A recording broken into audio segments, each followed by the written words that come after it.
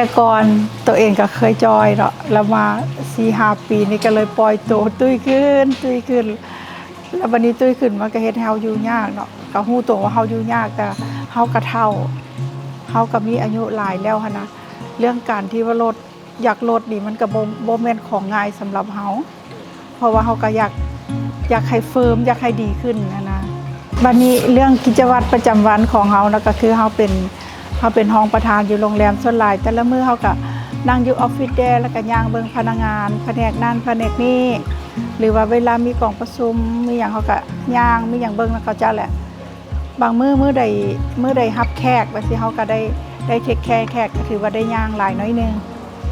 แต่ว่าส่วนหลายคันว่าสิให้ออกกำลังกายเป็นกิจวัตรบ่แต่ว่าตอนนี้ออกกำลังกายคือยังบ่ได้ออกอย่าง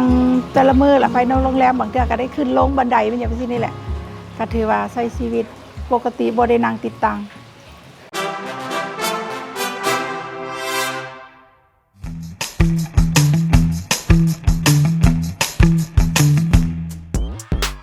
มื่อนี้แอมกับพามาพบไอติมเนาะเพิ่นได้เปิดใจทดลองผลิตภัณฑ์เอวาสลิมเนาะว่าเพิ่นสิเป็นแนวใดก็ตอนนี้1 เดือนผ่านไปเพิ่นจะหุ่นดีขนาดใดมาเบิ่งกันเลยเนาะสบายดีไอติม สบายดีไอติมที่แบบว่าขอบใจไอติมหลายๆที่เปิดใจให้กับเอวาสลิมเป็นแนวใดเนี่ยเอ้ยอันนี้ก็รู้สึกมีความยินดีที่ว่าได้เจอกับแอมโดยตอนที่แรกแบบได้เจอกับแอมกับผู้งานอย่างเนาะบ่จืออันอย่างเนาะเขาเจอกันหลายงานพอสมควรแต่ว่ามาหักแพงกันได้แท้แม่นว่าเมื่อเขาไปกินซูชิน้ำกันแล้วก็ได้ลงกันแล้วก็หักแพงกันแต่มันมีก่อนหั่นแล้วได้เจอกับโยงานอย่างกับบ่จือแหละพอดีพอเรื่องจากลดความอ้วนกันแล้วโยก็เลยแชทมาถามไม่ติ่มจากลดความอ้วนบอกก็อยากมีแนวไหนกันแนะนำแม่ได้ดูนะก็ถือว่าเป็นบังเอิญได้ที่ได้รู้จักแล้วก็เลยโอเคแอมก็เลยนัดไปก็รู้สึกดีใจได้เพราะว่าผ่านมาเขาก็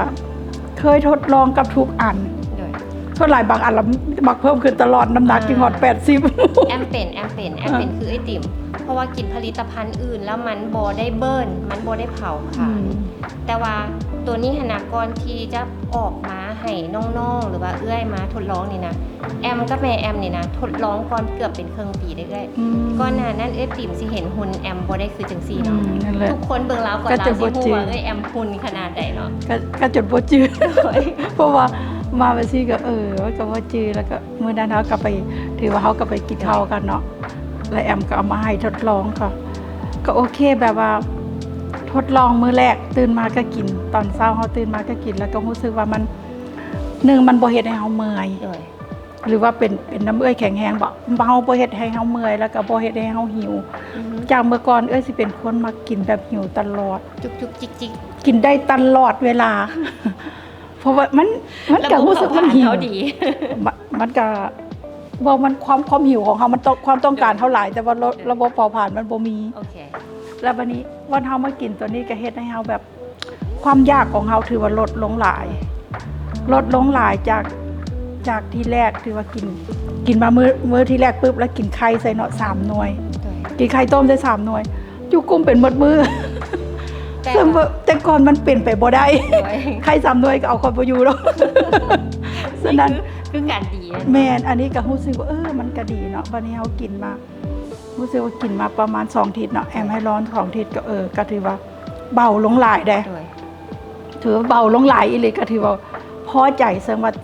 มันตรงกันข้ามกับทุกอย่างที่เฮาเฮ็ดมาอันนี้คือบ่ได้ย่องแต่คือเว้าตามความจริงที่เฮาประสบมาได้แบบออกกำลังกายหรือว่าอดอาหารบ่ถามแท้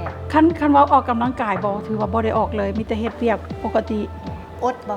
อาหารนี่เฮาก็บ่แม่นอดแต่เฮาก็กินแต่ว่ามันก็บ่หิวแล้วบางเทื่อมันก็ในเมื่อบ่หิวบางเทื่อเฮาก็โอเคบ่หิวเขาก็บ่กินแล้วก็บ่หิวเขาก็บางเทื่อเขาก็กินแบบบ่กินแป้งใส่แต่ก่อนกินหยังก็ต้องได้มีข้าวแบบซี่หั่นน่ะแต่เดี๋ยวนี้บ่กินข้าวมันก็โอเคก็อยู่ได้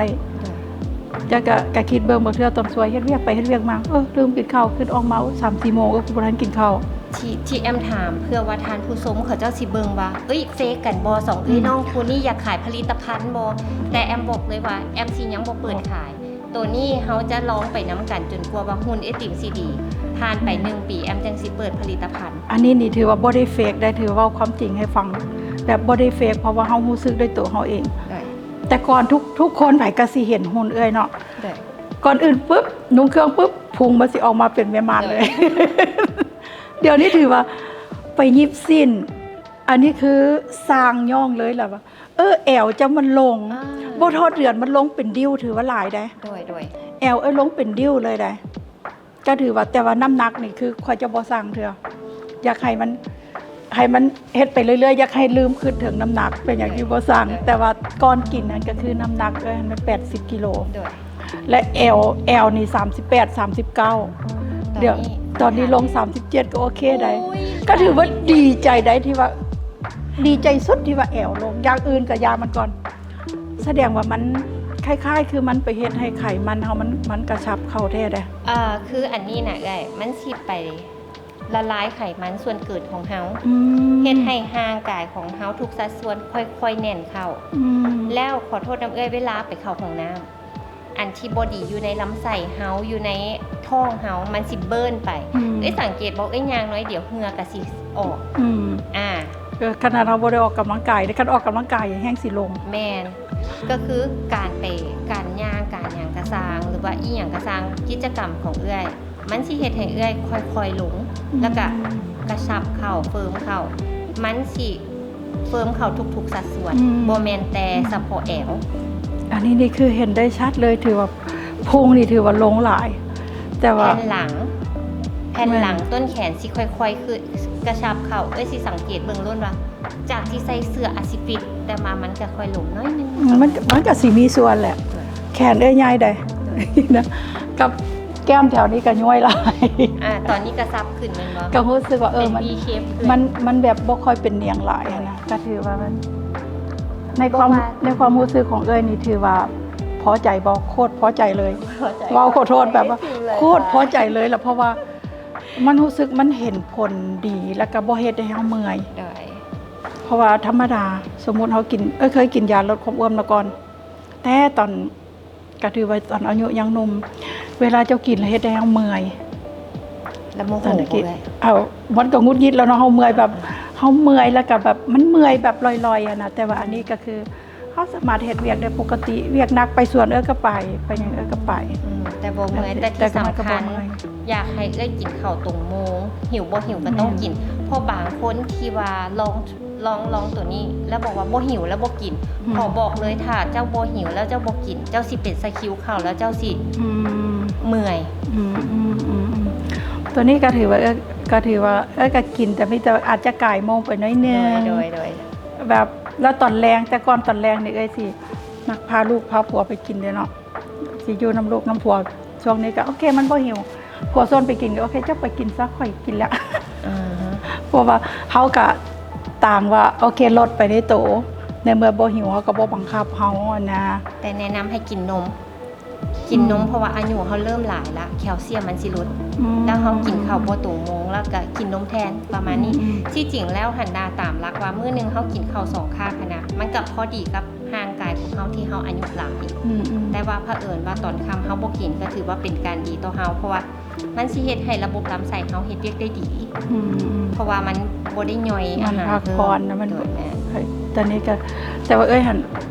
บ่มากินนมกินโยเกิร์ตกินอย่างก็ได้แล้วแต่กินมากๆตอนนี้ก็เคยแบบมากินคล้ายๆคือแคลเซียมสำหรับผู้ใหญ่บำรุงกระดูกที่มากินแคลเซียมตัวนี้ใส่เพราะว่าเขาก็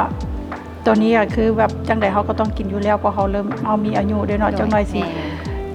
กระดูกทับเส้นนนนี่ดันข่อยยานที่สุดคือที่สำคัญเขาลุกมามันดังกอกแก๊กคอลลาเจนอยู่ในคอเขาโปอันนั้นแม่นบ่ตะกี้ก็เคยเป็นได้หรือว่าเป็นน้ำมากินนั่นกินนี่ใส่บ่เดี๋ยวนี้รู้สึกว่ามันบ่ค่อยได้ยินเสียงตะกี้คอตีนย่างขึ้นบันไดแล้วมักได้ยินเสียงกอกแก๊กแม่นมันบอกว่าอายุเฮาเริ่มสูงแล้วต้องเพิ่มก็จะบอกกันบ่เว้าเรื่องกันอันนี้เฮาก็บ่ฮู้ดิ ก็ถือว่าเป็นบทเรียนอันนี้ และอีกอย่างหนึ่งน้ำหนักเขาหลาย มันสิเฮ็ดให้ช่วงขาเขานี่ใส่แบบหับน้ำหนักเต็มๆแล้วเฮ็ดให้เขาเจ็บเข่าย่างบ่สะดวกอีหยังทุกอย่าง คือมันสิเล่าโล่งเฮาทุกอย่างแล้วกับพญาติก็สิมา แต่ว่าตอนนี้หันแม่นว่าถ้าหลังจากเมื่อเดือนนี้ไปหรือว่าลองไป2เดือนละ